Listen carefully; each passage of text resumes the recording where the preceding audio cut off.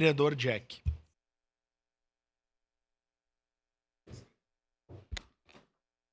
Obrigado, presidente. Nobres colegas, falar do Renato Oliveira, para mim, é muito importante, é emocionante para mim, porque se eu estou aqui, vereador, hoje eu devo muito ao Renato, a tudo que eu aprendi com ele. Dizer, doutor Cláudio, que é um orgulho para mim poder estar aqui hoje, né, junto, prestando essa homenagem ao Renato, por tudo que ele fez por essa cidade, por tudo que ele fez pelos trabalhadores.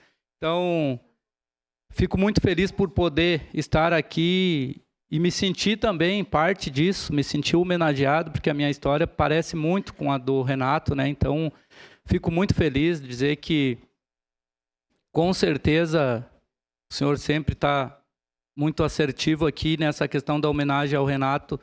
Parabenizar o senhor, a bancada do PCdoB, por essa homenagem tão importante a uma pessoa tão importante para a nossa cidade, onde contribuiu muito com os trabalhadores, na luta dos trabalhadores, nos bairros, presidente de bairro, né? Eu sei da luta que o Renato fez e continua fazendo, né?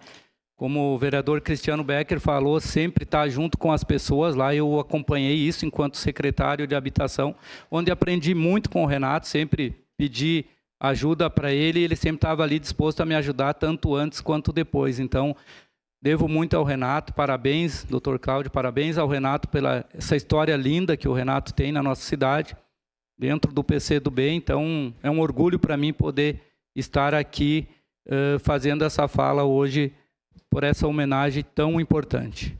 Muito obrigado, presidente, era isso. O vereador Jack.